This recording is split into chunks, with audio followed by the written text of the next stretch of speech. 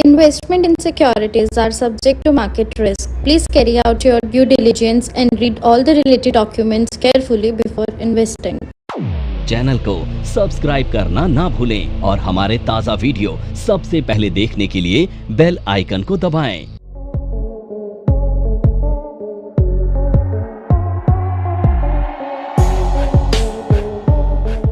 NIFM के channel पे आपका मैं एक बार फिर से स्वागत करता हूं और आज हम जो एनालिसिस करने वाले हैं वो ETH का एनालिसिस करने वाले हैं इथेरियम का। जैसा कि देखते हैं कि अभी हम जैसे लास्ट जो वीडियो था उसमें हमने सोलाना का एनालिसिस किया था और वहाँ पे हमें एक ब्रेकआउट देखने को मिल रहा था क्योंकि वहाँ पे कप एंड हैंडल पैटर्न की फॉर्मेशन डेली चार्ट में हमें देखने को मिली है और उसमें हमने जैसे कि एनालिसिस किया था वहाँ पर एक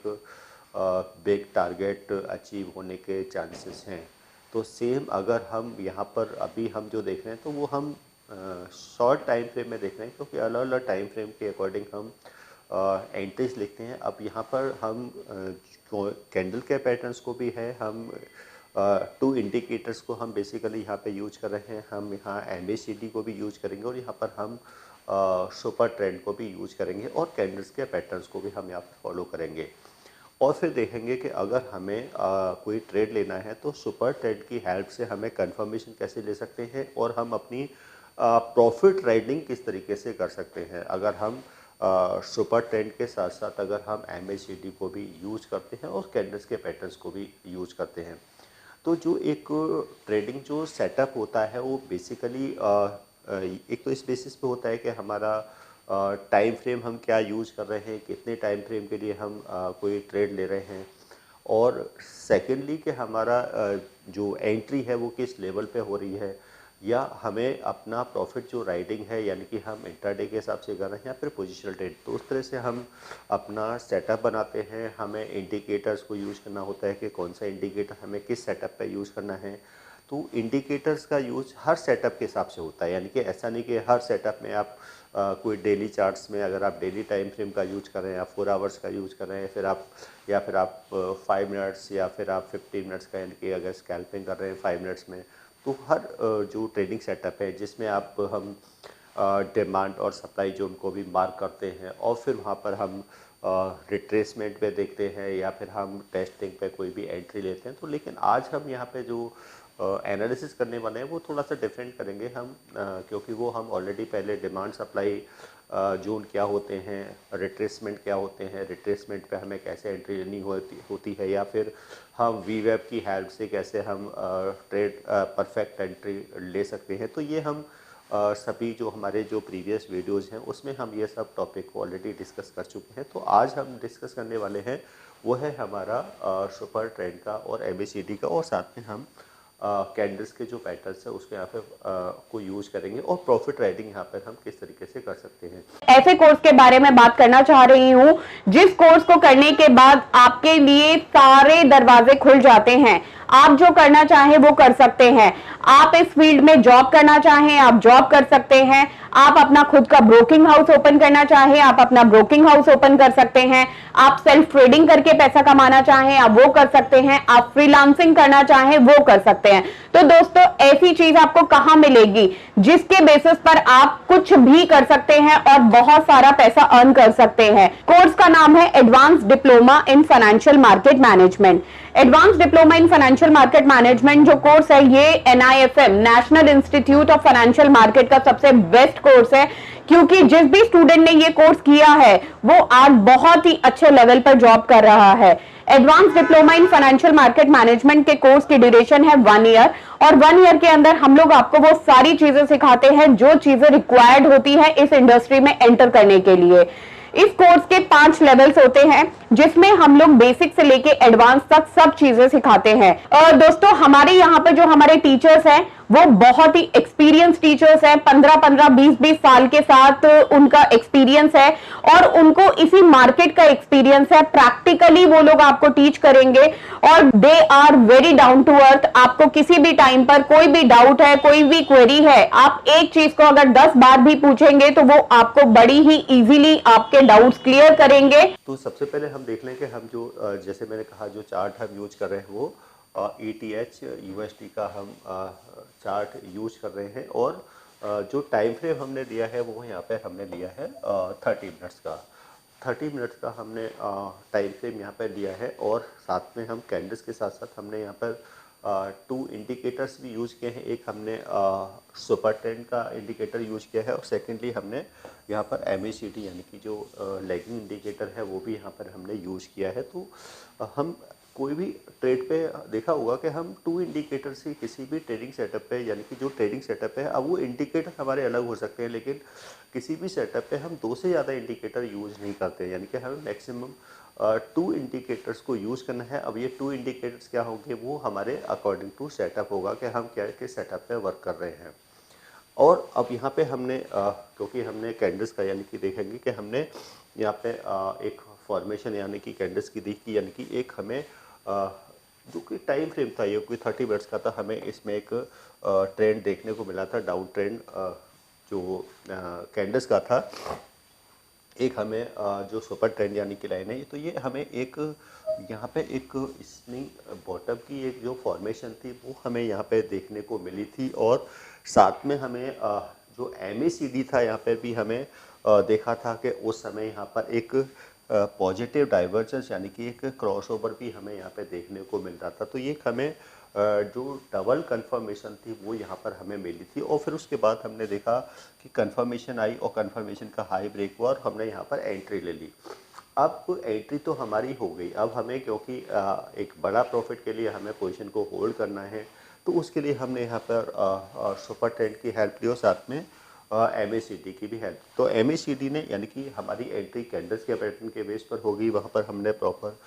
ट्रेंड को भी आइडेंटिफाई कर लिया। अब यहाँ पर ये लो था वो भी एक अनब्रेकेबल था, कंफर्मेशन कैंडल भी आ गई थी। अब यहाँ पर देखेंगे कि जब जो कैंडल्स की जो फॉर्मेशन है, अब वो सुपर ट्रेंड, यहाँ पर सुपर ट्रेंड, अब सुपर ट्रेंड की क्योंकि देखो सुपर ट्रेंड है उसमें भी हम जो सेटिंग है यानी कि जो सुपर ट्रेंड की जो एक तो डिफ़ॉल्ट सेटिंग होती है, सेकंड जो सेटिंग होती है वो टाइम फ्रेम के अकॉर्डिंग होती है कि हम किस टाइम फ्रेम में हम ट्रेड कर रहे हैं। अगर हम 5 मिनट्स के हिसाब से अगर कोई चार्ट यूज़ कर रहे हैं तो वहाँ पे हमारी सुपर ट्रेंड की सेटिंग अलग होगी। 50 मिनट्स के लिए हम सेटिंग अलग करेंगे, 30 मिनट्स के लिए या फिर 1 आवर, 4 आवर या फिर 1 डे। तो यहाँ पे हमने जो 30 मिनट्स का क्योंकि चार्ट लिया तो यहाँ पे हमने सुपर ट्रेंड की जो सेटिंग ली है वो 12 और 3 के लिए, यानी कि 12 3 की हमने यहाँ पे सेटिंग जो हमने पैरामीटर्स देखे हैं। तो यहाँ हम देख रहे हैं कि अब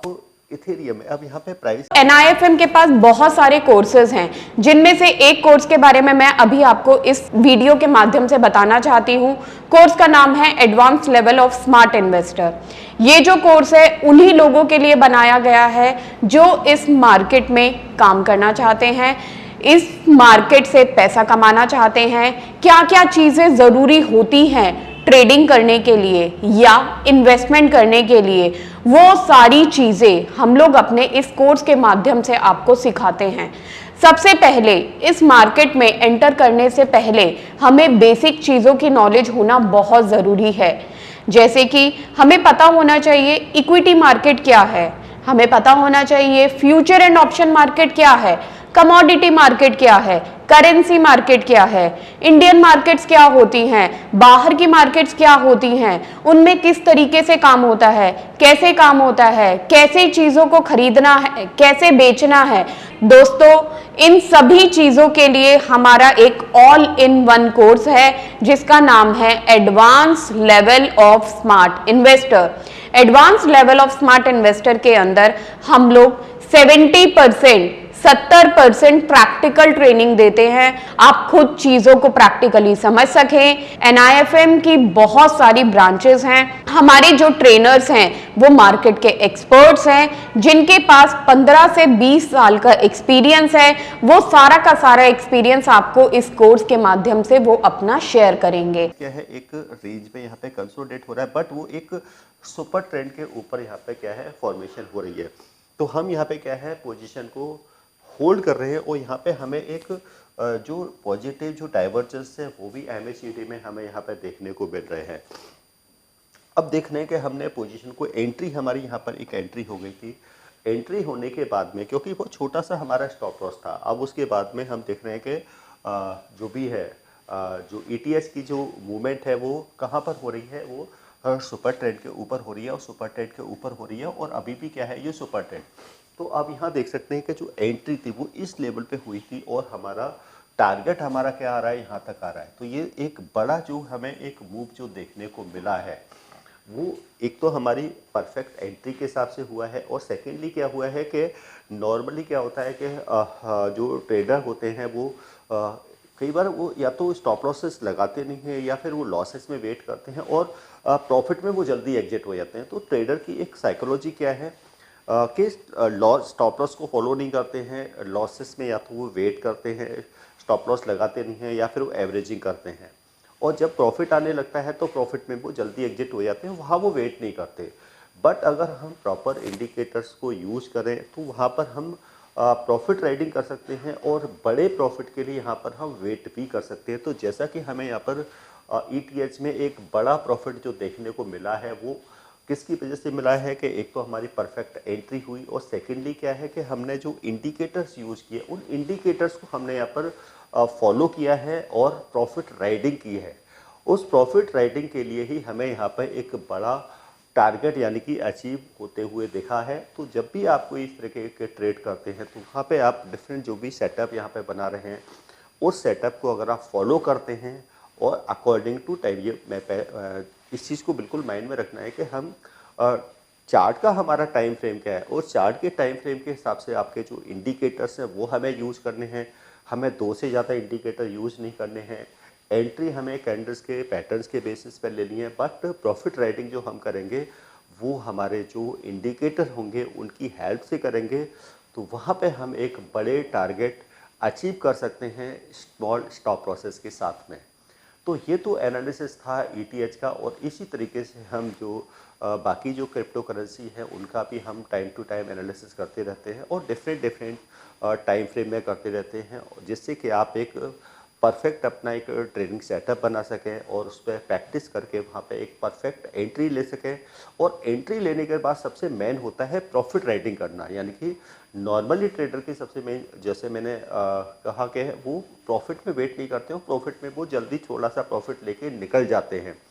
बट यहाँ पे अगर हमें प्रॉफिट एक बड़ा प्रॉफिट चाहिए तो हमें वहाँ पर प्रॉपर अपना जो सेटअप है वो हमारा परफेक्ट होना चाहिए और हमें उस सेटअप के हिसाब से ही अपनी पोजीशन को होल्ड करना चाहिए। तो इस तरीके से हम एक स्मॉल स्टॉप लॉस के साथ में बड़ा प्रॉफिट ले सकते हैं किसी भी ट्रेड के अंदर। तो आज के टॉपिक में इतना ही और फिर एक न्यू टॉपिक में हम फिर मिलते हैं और कुछ न्यू एनालिसिस के साथ में। धन्यवाद।